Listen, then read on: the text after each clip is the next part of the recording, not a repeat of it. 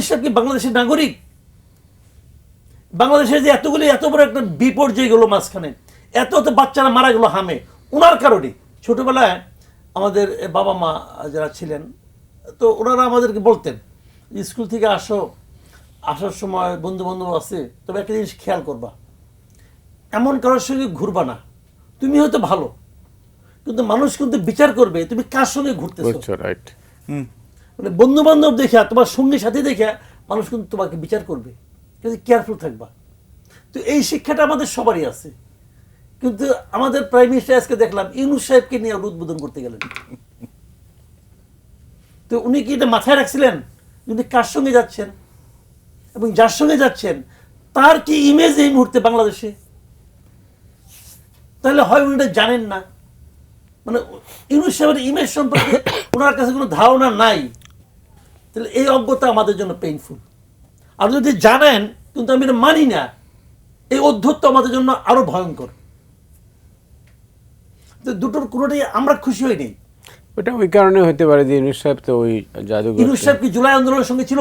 না, ছিল না, কিন্তু উনি তো এই জাদুঘর তৈরিতে উনি একটা ভূমিকা রেখেছেন। তো ভূমিকা সময় তাহলে ফারুকিও রাখছে, সবাই রাখছে, কে রাখে নাই? উনি কি ইউনূস সাহেব কি বাংলাদেশের নাগরিক? বাংলাদেশের যে এত বড় একটা বিপর্যয় গেলো মাঝখানে, এত বাচ্চারা মারা গেলো হামে, ওনার কারণে।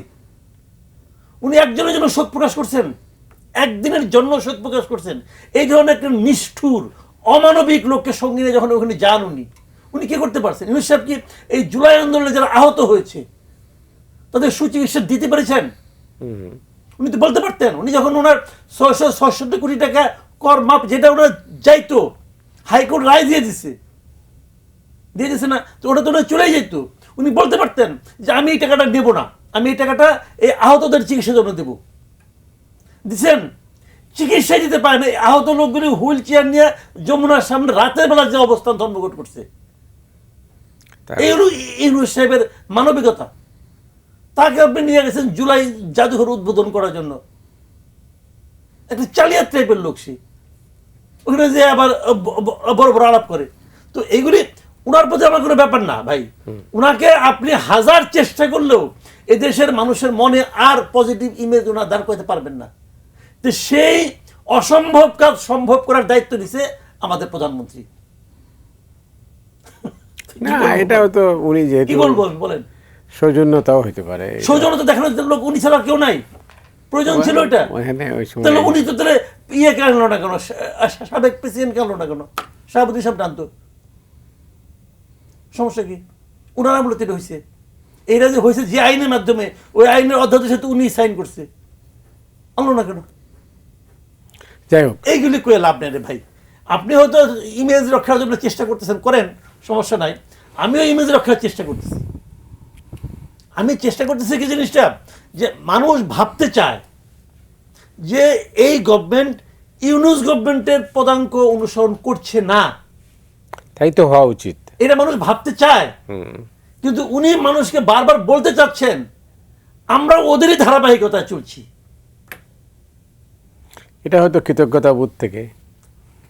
এটা যদি উনি এই দেশে ক্ষমতা আসছেন, উনি কি কৃতজ্ঞ থাকবেন জনগণের কাছে নাকি ইউনূস সাহেবের কাছে? না, ইউনূস সাহেবের কাছে না, তাহলে ওনার এটা কৃতজ্ঞতা বোধের কি আছে? যেহেতু একটা নির্বাচন ওনাকে নির্বাচন কি ইউনূস সাহেব দয়া করে দিয়েছেন?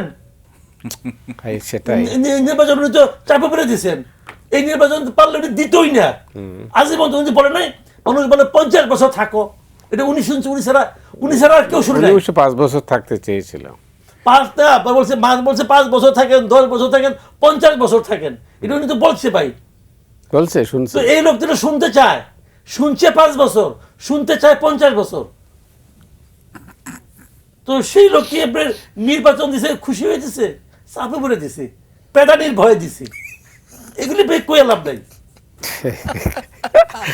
মাসুদ, অনেক ধন্যবাদ আপনাকে।